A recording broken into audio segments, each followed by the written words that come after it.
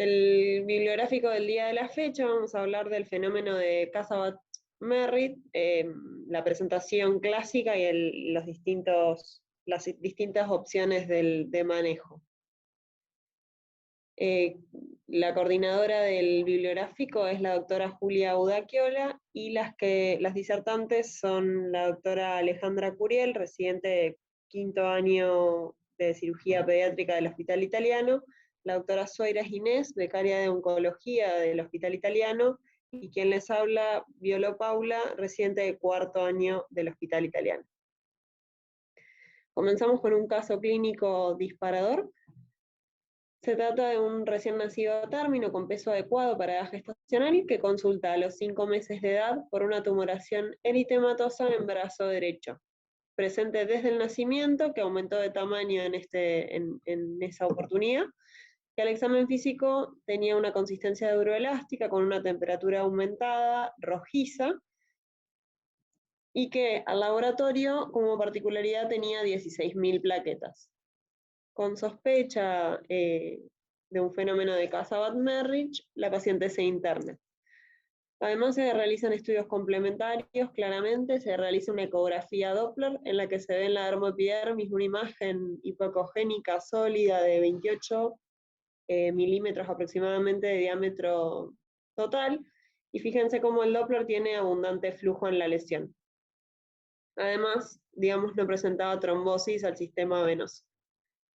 Luego se realiza una resonancia en la que se informa una lesión de aproximadamente 33 centímetros de diámetro total, que si bien compromete partes blandas, altera la histoarquitectura de todos los tejidos, tanto del tejido celular subcutáneo como del plano muscular, y penetra casi llegando hacia el hueso. En la siguiente imagen van a ver otros cortes de la misma resonancia en la que se vuelve a evidenciar esta distorsión de la histoarquitectura y que la lesión no respeta los planos de la paciente. Con una sospecha de mangendotelioma caposiforme, se interna en unidad de terapia intensiva con un empeoramiento de la plaquetopenia, alteración de fibrinógeno y productos de degradación del fibrinógeno y del dímero D, por lo que se sospecha una coagulación intravascular diseminada y se transfunde crioprecipitados y fibrinógeno y un poco en contra de nuestra indicación, plaquetas. Comienza el mismo tratamiento con sirolimus y prednisona y se decide realizar una biopsia quirúrgica que confirma la sospecha diagnóstica. Esa es la curva de plaquetas durante la internación. Fíjense cómo la curva roja va ascendiendo a los pocos días de iniciar el sirolimus, y la paciente logra irse de alta con más de 100.000 plaquetas al día 15. Se hace una resonancia, control por ambulatorio a los 6 meses de este evento, que se vuelve a ver la lesión, pero se ve, digamos, reducida de tamaño en comparación con la resonancia anterior. Digamos, ese es un corte coronal que se ve predominio en el sector posterior. El mayor tamaño de la lesión en este momento es de 13 centímetros, y se ve, digamos, este compromiso de varios tejidos nuevamente. Esta es la evolución ambulatoria de la paciente. Fíjense cómo la lesión va tomando, digamos, a partir de la utilización del tratamiento, mejoría claramente clínica y a la semiología. Y estas son algunas imágenes de las resonancias y cómo fue evolucionando. Principalmente, fíjense que la zona del músculo se ve en la primera resonancia, que es la de este momento cuando se internó con el fenómeno de Casabat-Merritt, con una alteración importante de la histoarquitectura. 4 meses posoperatorios ya el músculo se nota más marcado, y fíjense que un año post tratamiento ya se ve un poquito más los planos y se puede diferenciar si bien la lesión continúa presente. Actualmente entonces la paciente tiene 45 meses, pesa 11 kilos 65, que es está en un percentilo 25 para la edad, tiene diagnóstico confirmado de mangiendotelioma caposiforme, miembro superior derecho, recibe sirolimus como tratamiento, presentó buena evolución sin internaciones posteriores, con plaquetas de 300.000, y como única particularidad, el examen físico tiene un aumento del vello en esa zona, con una tumoración que ya es casi no visible. Bueno, como artículo principal, el título del artículo será el que sigue. Es Fenómeno Casa-Merry, una presentación clásica que es muy parecida a la nuestra, por lo cual no la vamos a nombrar, y el manejo de las distintas opciones de manejo. La que sigue. Como definición, es un fenómeno que produce una coagulopatía trombocitopénica potencialmente mortal asociado con tumores vasculares raros, en los cuales se habla del tumor, el hemangioendotelioma caposiforme y el tufic angioma. Lo importante son los parámetros del laboratorio, que presentan una trombocitopenia grave y hipofibrinogenemia, más anemia y niveles de dímero D elevados. La que sigue. Como para entender la fisiopatología, nosotros tenemos dos efectos, dos malformaciones, tanto la malformación vascular como los tumores vasculares, donde la malformación vascular lleva a una hipercoagulabilidad, y esto se debe a anomalías en lo que es el endotelio vascular, con alteración en el flujo sanguíneo dentro del mismo, y esto provoca turbulencias o éxtasis sanguíneo con mayor tendencia a la coagulación. En cambio, los tumores vasculares llevan a una trombocitopenia y una disminución del fibrinógeno, y esto se debe a un secundaria, digamos, a un atrapamiento intralesional de lo que son las plaquetas y lleva esto a un consumo de fibrinógeno. La que sigue. En cuanto a la clínica del fenómeno de Casa-Merry, tenemos una tumoración que puede ser visible o está retroperitoneal, que se provoca un aumento brusco de la misma con dolor. Y esto lo acompañamos con los parámetros del laboratorio que fuimos nombrando, con una trombocitopenia que va de 3.000 a 60.000 plaquetas, un fibrinógeno disminuido, un dímero elevado, y también pueden estar los tiempos prolongados. Hay marcadores específicos para estos tipos de tumores, y el GLUT va a estar negativo. En cuanto al tratamiento, tenemos un primer tipo de línea de tratamiento, que es el tratamiento de soporte, porque el paciente necesita unidades de cuidados intensivos en un primer momento, donde tenemos esto de la transfusión de plaquetas, que solo hay que dejarlo reservado para lo que es prequirúrgico o cuando presenta unas hemorragias graves. ¿Por qué se debe evitar la transfusión de plaquetas? Es porque justamente exacerba más la hemorragia intratumoral y potencia más el atrapamiento plaquetario. Y por otro lado, tendríamos que hablar de lo que es el manejo del dolor. El manejo del dolor. Después tenemos lo que es el tratamiento quirúrgico, que hay que dejarlo reservado para lo que son los tumores pequeños o cuando hay riesgo de vida. La radioterapia, se ve que tiene más efectos adversos y no tiene una rápida respuesta. Y la embolización de la lesión, que puede llevar a una necrosis, y a su vez también requiere de lo que son las transfusiones, requiere heparina, por lo cual provoca más alguna hemorragia. ¿La que sigue? Y en cuanto a lo que es el tratamiento farmacológico, se habla hoy que es la primera línea de tratamiento. Tenemos distintas alternativas. Tenemos un grupo de Estados Unidos que prefiere el uso de lo que es el corticoide y la vincristina. Esto requiere internación del paciente, ya que se tiene que dar por vía endovenosa y habitualmente con catéteres centrales. Tenemos otro grupo, una alternativa que usa lo que es el sirolimus más los esteroides, que el sirolimus es un inmunomodulador, que lo que hace es inhibe la rapamicina con una tasa de respuesta que es impresionante, con rápida respuesta a la misma, como lo vimos en nuestro paciente que presentamos, y el grupo europeo que utiliza vincristina, aspirina y ticlopidina. Obviamente que cada uno de estos medicamentos tiene sus efectos adversos, por lo cual, hasta la que sigue, lo que hay que hacer es hablar digamos, con los médicos y la familia, y poder decidir en forma conjunta el tipo de tratamiento, si va a requerir internación o no, ya que va a ser prolongado. Pasa a la que sigue. Como conclusión, digamos, del trabajo, luego de presentarnos un caso, habla de que, bueno, que el diagnóstico oportuno y el inicio de la terapéutica en forma oportuna y correcta es fundamental. La alta mortalidad se debe más que nada al retraso en el comienzo del tratamiento, al no sospecharlo, y también se ve una mortalidad alta en lo que son las lesiones retroperitoneales, debido a esto que obviamente se retrasa el diagnóstico. Y por último, habla de que dado la rareza de los tumores vasculares y el fenómeno asociado, los grandes estudios prospectivos colaborativos son esenciales para poder identificar aún más el régimen de tratamiento eficaz para este fenómeno potencialmente mortal. Bueno, como artículo complementario tenemos uno que habla más que todo de una revisión bibliográfica de lo que es el TUFEP angioma, el hemangiotelioma caposiforme y el fenómeno de Casa-Buss-Murray. Tenemos que estas dos patologías, tanto el TUFEP angioma como el hemangiotelioma caposiforme, son tumores vasculares poco frecuentes, que su incidencia exacta es desconocida, afecta a ambos sexos por igual, y aproximadamente el 50% de los casos están presentes al nacer. El resto de los casos se desarrolla después del periodo perinatal, y con mayor frecuencia aparecen también, empiezan a desarrollarse en el primer año de vida. Sin embargo, se ha informado de que estas patologías tienen también un inicio tardío durante la infancia e incluso en la edad adulta.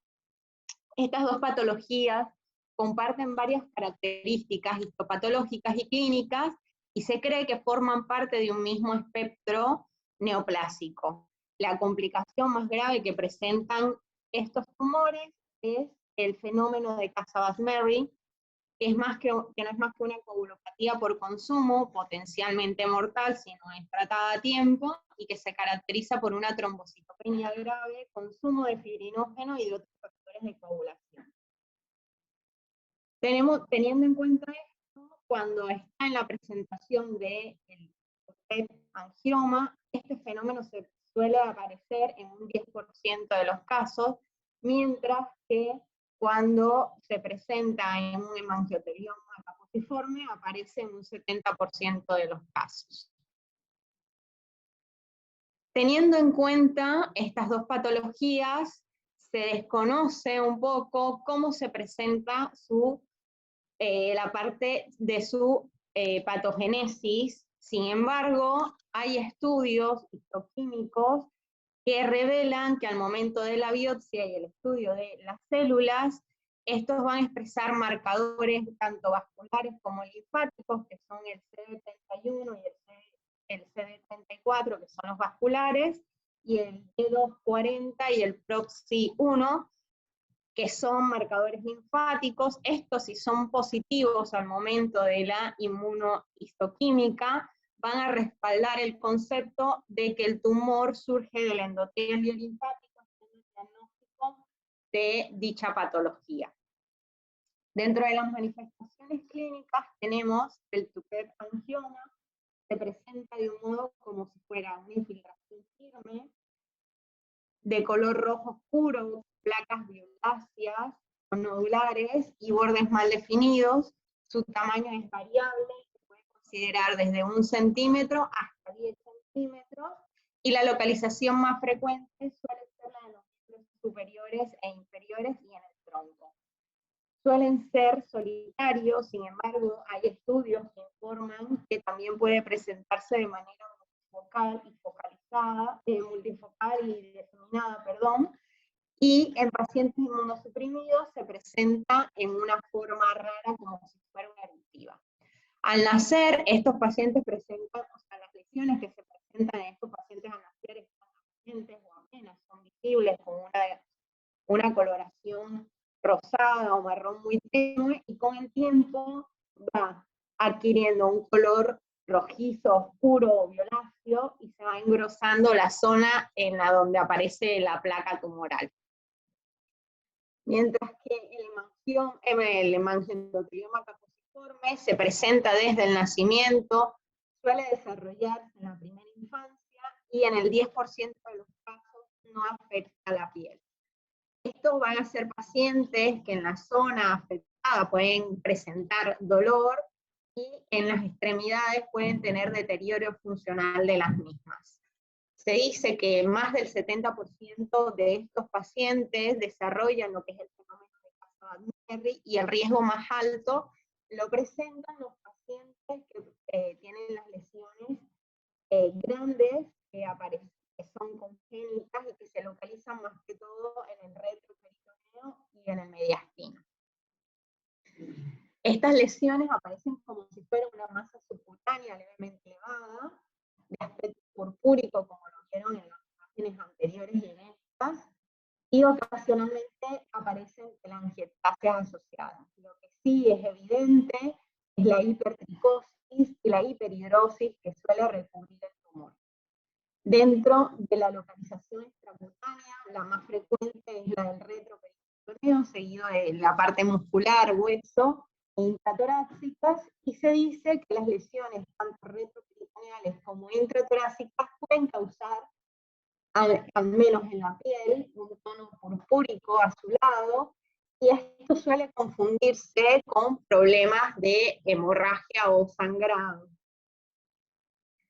Dentro de las manifestaciones clínicas del fenómeno de Cassavant-Merry, tenemos que, si bien este fenómeno todavía no está claro por qué se desarrolla exclusivamente en estas dos patologías antes mencionadas, se dice que hay una hipótesis que nos lleva a pensar de que el hecho de que el endotelio anormal, la arquitectura contorneada de la vasculatura del tumor, promueve lo que es la adhesión y el atrapamiento plaquetario, lo que hace que esta agregación y activación plaquetaria conduzca como resultado a una trombocitopenia, un consumo de fibrinógenos, a una fibrinolisis, y cause una hemorragia intralesional y agrandamiento del tumor.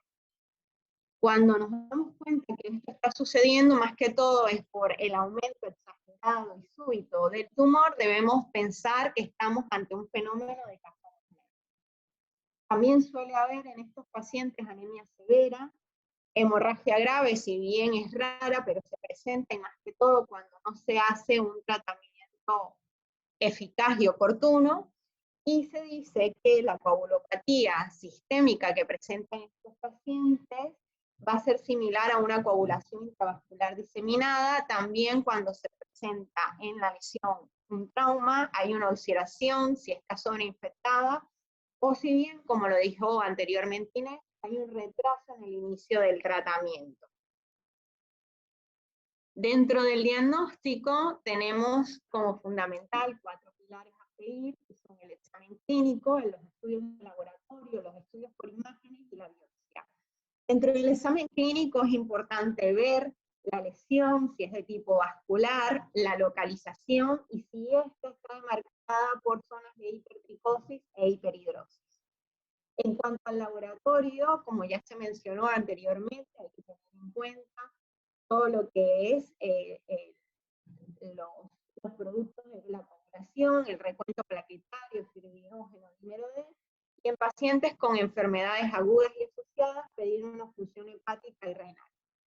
Dentro de los estudios por imágenes, siempre solicitar una resonancia magnética, en la cual nos va a diferenciar la patología, descartando diagnósticos diferenciales que más adelante les voy a presentar, y lo que sí nos muestra este estudio es la extensión de la enfermedad.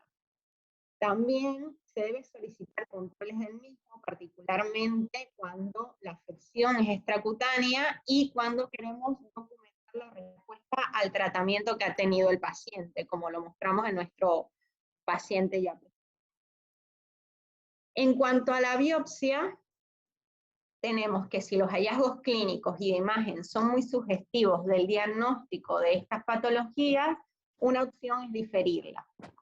Pero si se toma la decisión de realizar la misma, el plan debe discutirse con un grupo multidisciplinario que englobe lo que sea el cirujano, el anestesiólogo, el hematólogo, el pediatra y hasta el mismo patólogo, con el fin de asegurar bien el tratamiento a brindarle al paciente si se presenta alguna complicación, y más si se presenta el fenómeno de Cassavant-Merry. siempre hacerle un sitio seguro. Para nosotros como cirujanos, el quirófano es el sitio más seguro, acompañado con el anestesiólogo. En cuanto a los diagnósticos diferenciales, tenemos que son múltiples. Tenemos, los voy a nombrar rápidamente, el hemangiomas infantiles, que se localizan en la cabeza y en el cuello, suelen afectar más al sexo femenino, y no presentan coagulopatías, pero suele confundir, la verdad es que como se presenta el tipo de lesión en piel con este tipo, más que todo, de tupés angioma. Los hemangiomas congénitos, que suelen ser rápidamente involutivos, presentan una trombocitopenia leve y que más suele resolverse espontáneamente en pocas semanas. La linfangiomatosis aposiforme, que es una anomalía congénita, es una paciente, son pacientes que presentan una mutación de activación somática tipo NRAS. Son lesiones multifocales y se presentan más que todo a nivel pulmonar y abdominal. Suelen afectar también los blancos, hígado y cerebro, y presentan también una coagulopatía severa, sin embargo, no es de tipo carcinoma. La miofibromatosis infantil, también un tumor de tejido blando poco frecuente, suele presentar también una coagulopatía de consumo que mejora rápidamente. Y estos otros diagnósticos diferenciales, como el infantil y el sarcoma aposiforme, son la verdad patologías que si bien son poco frecuentes, producen coagulopatía que puede llegarse a confundir con este tipo de fenómenos, y las malformaciones venosas, siempre pensarlas como un diagnóstico diferencial, pueden presentarse también al nacimiento como estos dos tumores, pero sin embargo, la diferencia con ellas es que no va a presentar trombocitopenia ni coagulopatía asociada. Bueno, y como pudieron ver, esta guía que en realidad habla un poquito más de la teoría, a partir de ahora nos va a hablar, o vamos a empezar a hablar a ver qué sabemos o qué nos ofrece en cuanto al manejo y tratamiento. Bien, entonces, hablando un poquito de lo que es el manejo y el tratamiento de estos pacientes y de la teoría, hay distintas guías de manejo que fundamentalmente fueron creadas en Estados Unidos y Canadá hacia el 2013, pero es importante saber que cada tratamiento debe ser individualizado y pensando en el paciente, teniendo en cuenta la ubicación, el tamaño, los síntomas asociados y la presencia de plaquetopenia o coagulopatía. Y es importante en estos pacientes dividirlos en dos grandes grupos. Bueno, ¿tenemos fenómeno de Casa-Butt-Merritt o no? Si no estamos en el momento agudo, es decir, si no hay fenómeno de Casa-Butt-Merritt y uno lo sospecha y tiene una sospecha diagnóstica, el tratamiento es la decisión quirúrgica. Puede haber alternativas de láser y quimioterapia. Si bien la eficacia no está comprobada por estudios randomizados o observacionales a largo plazo, si bien claramente porque estos casos hay pocos casos en general, la experiencia clínica es escasa, y solamente hay algunos case reports. Entonces, para dividirlo en tres grandes grupos, tenemos pacientes que son asintomáticos y que no compromete la lesión en órganos vitales. En estos pacientes, la observación podría ser una opción, si bien y esta digamos, estrategia está fundamentada en que en algunos pocos casos hay regresión en la infancia, y es por eso que uno podría observarlos. Los pacientes que son sintomáticos, el tratamiento de elección, como más o menos les mencioné, es la exéresis quirúrgica. Claramente muy pocas veces es posible la exéresis quirúrgica completa, entonces uno tendría que complementar con tratamiento médico. Y en aquellos casos que son sintomáticos pero no resecables, que es como les comenté, hay algunas estrategias. En el TAT-FED angioma, la aspirina se puede dar como tratamiento, y en el hemangioma caposiforme, la prednisona podrían ser de primera línea en los casos sintomáticos no resecables, sin fenómenos de Casa-Butt-Merritt. Como opciones está el sirolimus, la vincristina y el propanolol, que vamos a hablar a continuación. Ahora, ¿qué pasa con un paciente que está teniendo en este momento el fenómeno de Casa-Bad-Merritt? Bueno, bien, como venimos hablando un poco, tenemos como dos opciones terapéuticas, que en realidad no son opciones, sino que van a la par. Uno es el tratamiento de la lesión, y lo más importante sería la estabilidad clínica del paciente. En cuanto al tratamiento de tumor, hay distintas opciones. La vincristina asociada a corticoides es una opción, pero hay que administrar una vía central, como mencionaron mis compañeras anteriormente, por lo que el sirolimus, vía oral más menos corticoides, sería una opción adecuada y en realidad mayoritariamente utilizada debido a la forma de administración y a que se comprueben algunos estudios que elevan de forma más rápida la plaquetopenia. Además, el tratamiento quirúrgico también es una opción, si bien, como les mencioné, muy pocas veces se puede realizar de forma completa, y también se puede asociar a embolización. ¿Cuál es la dosis del sirolimus en estos pacientes? Es de 0,8 a 1 miligramos por metro cuadrado, 2 veces al día, desde los 12 meses de edad aproximadamente, y el dosaje debería ser entre 10 a 13 nanogramos por mililitro. Se dosa, digamos, en sangre y se hace un seguimiento posterior. Ahora, ¿qué pasa en cuanto a la estabilidad clínica, que quizás es lo más importante? Los pacientes tienen plaquetopenia, como bien mencionamos, y son pacientes que no hay que transfundir plaquetas en principio, debido a que la transfusión de plaquetas puede inducir un aumento de la lesión. Y esto quizás es lo más difícil por ahí en un momento agudo, y de hacerle saber a, por ejemplo, a los terapistas. En cuanto a la hipofibrinogenemia, uno debería poder transfundir crioprecipitados, principalmente entre sangrados activos, prequirúrgicos o plaquetas menos de 10.000, fibrinógeno menos de 1, uno podría hacer además, o podría evaluar la transfusión de plaquetas. ¿Qué pasa si el paciente está sangrando? Bueno, una opción es el factor 7A recombinante, y si está teniendo una coagulación intravascular diseminada, el plasma fresco y congelado también ayuda a frenar el sangrado. En cuanto a quirófano, ¿cuándo uno decidiría llevar al paciente a quirófano? Si el tumor es localizado, es una indicación claramente. Si no responde al tratamiento médico, es una alternativa. Y si el tumor amenaza la vida y el tratamiento médico va a tener una respuesta a largo plazo, uno podría hacer una resección aunque sea parcial. En cuanto al pronóstico, en general hay mejoría de la lesión con los tratamientos instaurados, nunca hay una resolución completa y siempre existen algunas secuelas, como pueden ver en la diapositiva. Como conclusión, los tumores vasculares entonces son raros en la infancia, estos tumores vasculares. El angioma Tufted genera placas infiltradas, firmes, rojo oscuro violáceas, con nódulos con bordes mal definidos, y el hemangioma caposiforme, que es una lesión casi del mismo espectro, es una masa subcutánea de aspecto purpúrico un poco más grande. El fenómeno de Casa-Bad-Merritt genera plaquetopenia y coagulopatía, y hay que saber en un paciente que lo presenta tratarla, porque no es como una plaquetopenia en cualquier otro paciente. Al diagnóstico hay que realizar una biopsia, y es importante el laboratorio justamente para corroborar o para controlar esta plaquetopenia, y el tratamiento de elección o de primera línea en la mayoría de los casos, debido a su forma de administración, es el sirolimus. En cuanto al checklist que hacemos habitualmente sobre los artículos, en este artículo el título es acorde al tema en estudio, fue publicado en una plataforma validada, y leyendo el artículo buscamos conocer no solo los métodos diagnósticos, la clínica y el curso pronóstico de la patología, y las diferentes opciones terapéuticas. Bueno,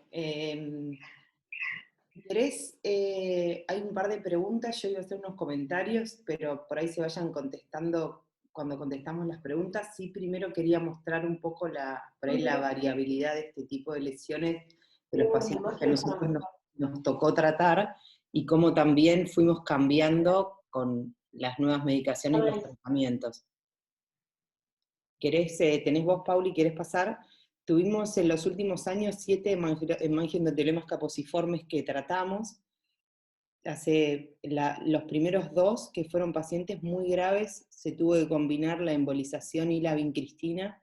Si bien en pacientes donde son los 2 neonatos y el compromiso era muy extenso, la embolización en estos casos es para controlar un poco el flujo vascular que tiene la lesión. Claramente no es curativo, sino es para estabilizar mínimamente al paciente, poder tomar la biopsia y avanzar con el tratamiento.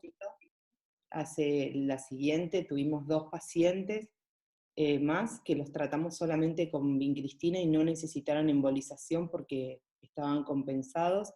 El primero se ve bien como invade a nivel de la región cervical y se va hacia supraclavicular. Esto es lo que muestran los capociformes, no respetan los tejidos, es algo que infiltra y que puede llegar hasta el hueso. La paciente abajo es una lesión en la cara que sí tuvo una complicación por el tratamiento con la vincristina.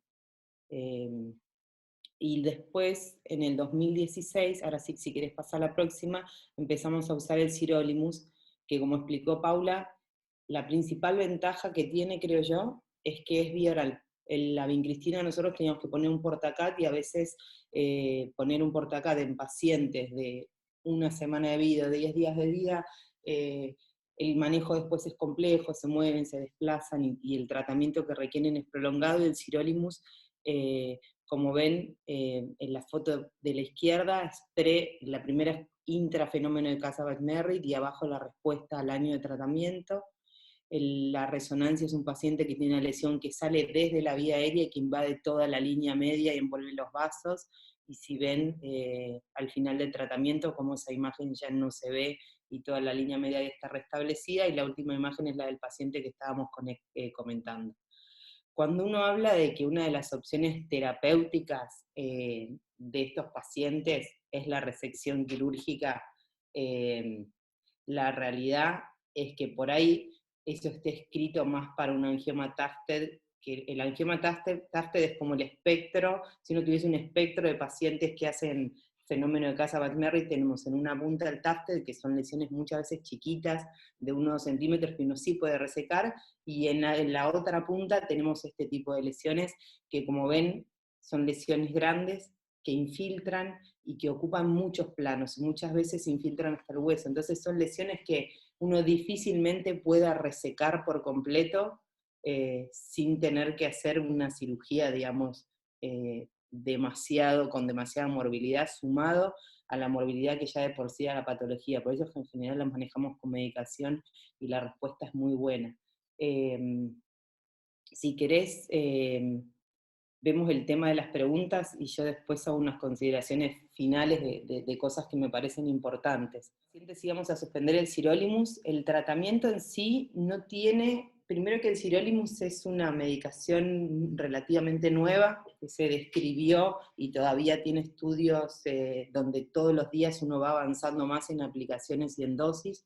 De hecho ahora, si hay en el Up to Date último que mostramos, hay un artículo en la página, que si quieren el link se los puedo mandar, donde ellos armaron una tabla desde la farmacocinética de cómo esbozar bien la dosis según el peso del paciente. 0,8 es el promedio que nosotros decimos que usamos y es lo que está descrito, pero se fue subdividiendo entre pacientes. Claramente no es lo mismo un paciente de 1 semana que un paciente de 12 meses en cuanto a la medicación que va a usar, entonces se fue como esquematizando y subdividiendo un poco más la dosis para hacerla adecuada.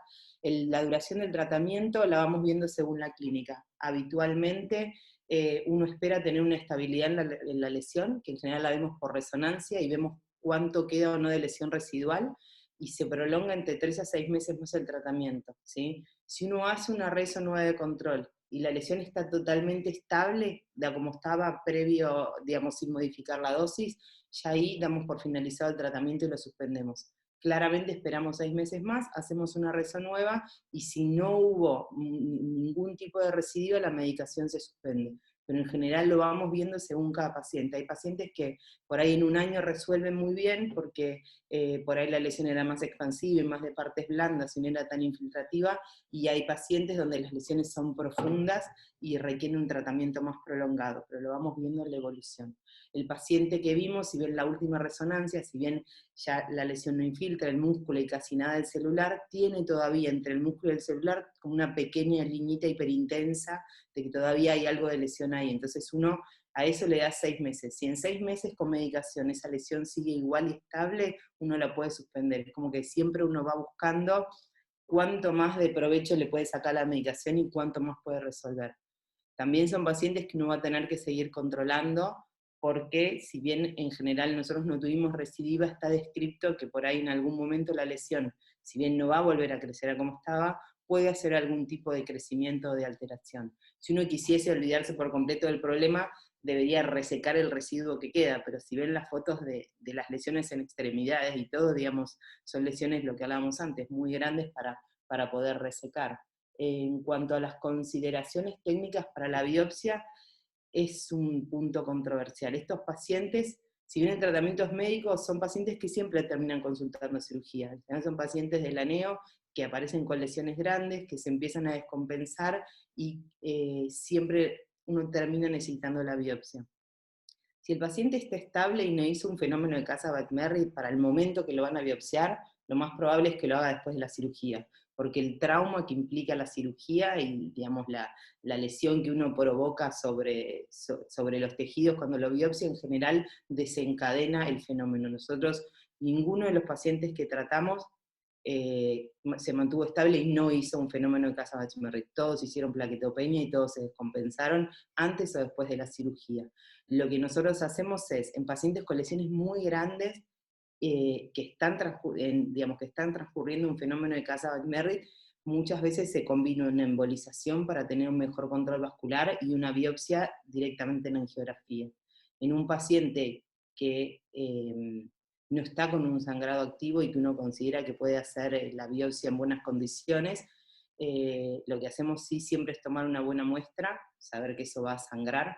Si las plaquetas están bajas, se puede transfundir plaquetas antes de la cirugía, pero es lo que hablamos, son como momentos muy puntuales donde uno va a transfundir plaquetas, porque en general lo que hacen es empeorar el cuadro, y eso es algo importante también a tener en cuenta. En general, salvo que el paciente tenga un sangrado activo, no está indicado la transfusión de plaquetas. Y en general, tratamos de tomar una biopsia que tenga buen material y que llegue en profundidad, porque muchas veces lo que hay en la superficie de la lesión es solamente edema, y después hacer muy buena hemostasia y saber que seguramente hay que estar preparados para empezar el tratamiento inmediatamente después de la biopsia, porque lo más probable es que estos pacientes empiecen, si no habían hecho la plaquetopenia, la empiecen a hacer después de la biopsia.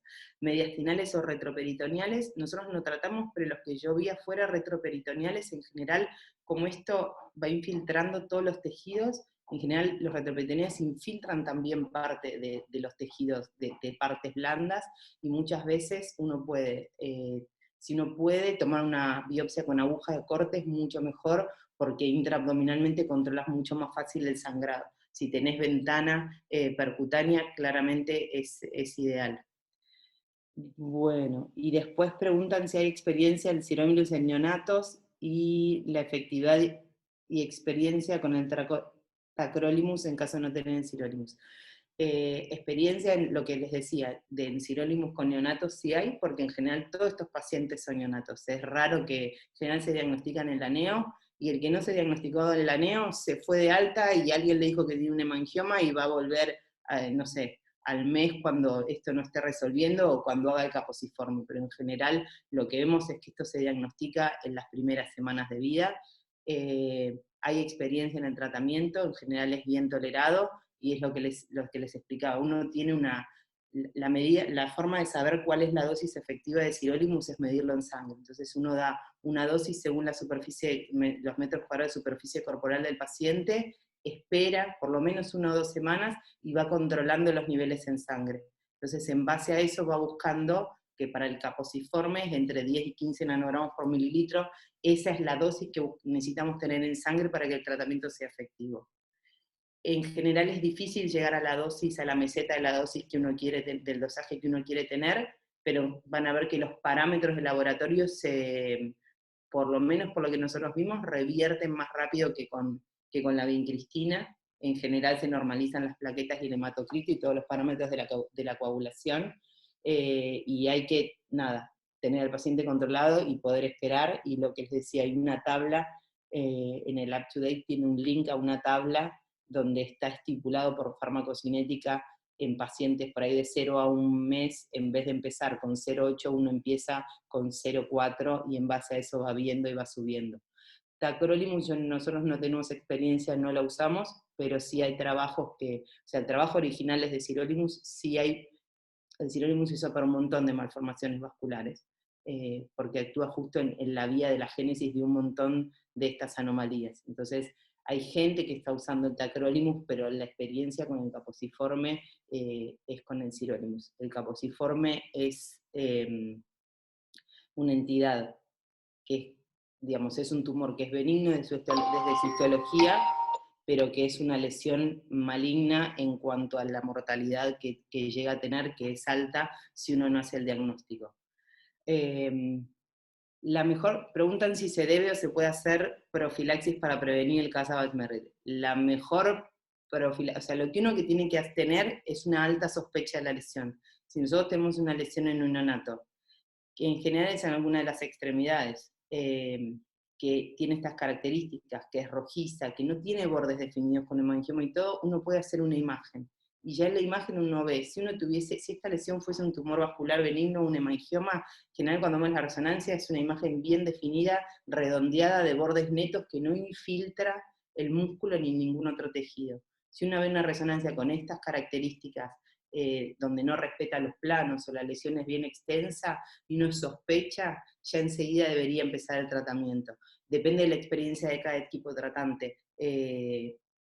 Digamos, la doctora Kreiner, que es la que hace imágenes vasculares con nosotros, está muy experimentada en el tema. Si ella nos dice que eso por resonancia es un caposiforme, nosotros en general empezamos el tratamiento y después, según el caso, definiremos o no si le hacemos biopsia, pero hemos tratado pacientes sin biopsia quirúrgica. Pero la mejor manera de prevenir el Casabat-Merritt es empezar a tratar la lesión a tiempo. Paula, ¿estás? Sí, estoy. Estamos. No veo ninguna otra pregunta, no sé si hay alguna otra consideración que quieran hacer. Yo creo que es una patología que hay que tenerla en mente y hay que saber manejarla por eso, porque una vez que empieza es difícil de contener. Creo que es importante tener claro algunos conceptos del manejo, porque lo que nos tiende a pasar es que es un paciente donde en general los neonatólogos o los terapistas donde esté quieren una respuesta inmediata, y no hay una respuesta inmediata, es simplemente hacer el diagnóstico y empezar con el tratamiento para controlarlo, y cuando el paciente está haciendo el Casabat-Merritt, y está con la plaquetopenia y todo, lo que pasa es que todo el mundo quiere salir corriendo a transfundirlo. Y ese es como el principal error. Si uno transfunde el paciente, si un paciente está plaquetopénico y uno lo transfunde porque está haciendo un Casabat-Merritt, la transfusión empeora la lesión, porque genera más atrapamiento plaquetario, genera más aumento de la lesión y más dolor para el paciente. Entonces creo que ahí es donde uno tiene que saber bien dónde está parado y poder por ahí transmitir esta tranquilidad sabiendo que no tienen que empezar un tratamiento médico, pero la transfusión en general lo que hace es empeorar y a veces poder calmar esa ansiedad que a veces es lo que más nos apura, ¿viste? Todo el mundo quiere resolverlo y acomodar el laboratorio, y en realidad lo que uno tiene que hacer no es acomodar el laboratorio, sino empezar a tratar la lesión para que el laboratorio ese solo se vaya acompañando. El problema de estos chicos es que en general son neonatos y las causas de mortalidad claramente es el sangrado cerebral y la hemorragia pulmonar que hay por la plaquetopenia, pero es como si uno tiene un diagnóstico temprano puede prevenir todas estas complicaciones. Juli, tengo una pregunta. Sí.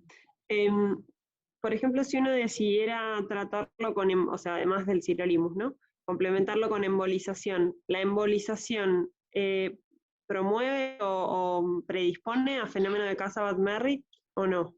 En general la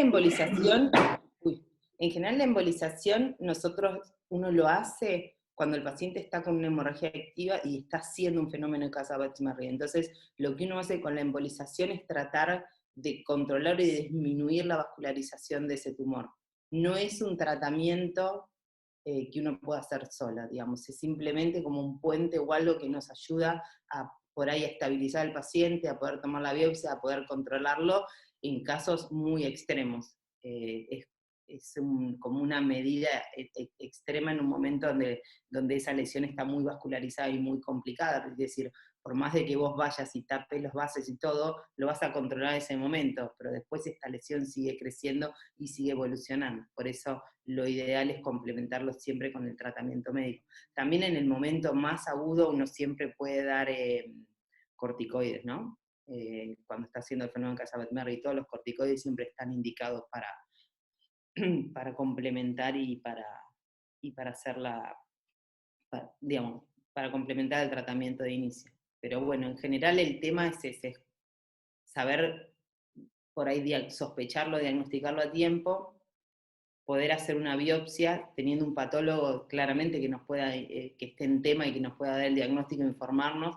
Si uno ve biopsias o histologías de tumores vasculares habituales, como los hemangiomas o los congénitos, y de un caposiforme, la histología es bien clara, así como la resonancia es totalmente difusa e infiltrativa, las células del caposiforme también, cuando el patólogo te los muestra, en general no cabe ninguna duda, y a diferencia de los otros tumores, marca de 240 porque tiene un componente linfático que el resto de los tumores vasculares no. Si uno tiene un patólogo experimentado, también siempre es una opción tomar una biopsia con aguja, con alguna aguja gruesa o de corte, que va a ayudar al diagnóstico y va a hacer que por ahí la lesión sea menos y el sangrado menos. Sí son lesiones donde uno tiene que estar preparado para que sangren cuando las biopsia y hacer buena hemostasia y saber que después, si uno entró por el medio del tumor en intra-Casabat-Merry, seguramente esa lesión se vaya a abrir o vaya a cicatrizar de una forma no tan linda. ¿Puede hacer más de un episodio de Casabat-Merry durante la evolución de la patología? Sí. Si uno no tiene el paciente controlado, sí. En general nosotros la verdad es que no lo vimos nunca.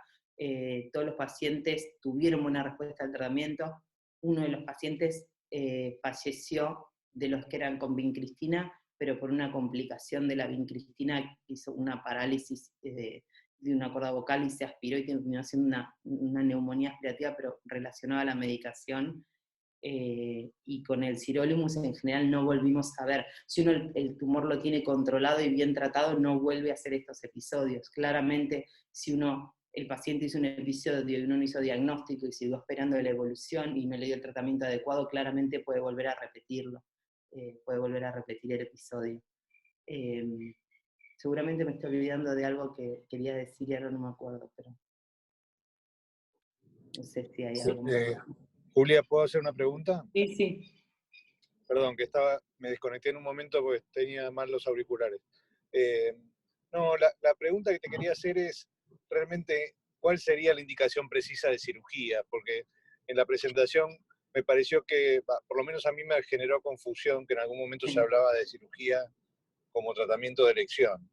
Y entiendo que no es tan así, digamos. No. ¿Cuáles serían los pacientes? Por eso yo quise mostrar la foto de los pacientes que uno trata habitualmente, porque dice, bueno, si la puedo resecar por completo, la reseco, y la verdad es que cuando uno lee cualquier texto o artículo, o por ahí habla con gente de afuera que lo maneja, te dice, sí, bueno, la curación total es la resección quirúrgica, completa del tumor.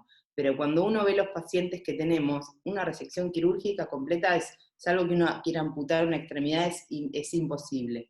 Yo creo que eso está, como yo decía, como el hemangioendotelema caposiforme es un espectro que va desde el angioma tafted al caposiforme, y por ahí va de lesiones muy puntuales a estas lesiones muy extremas.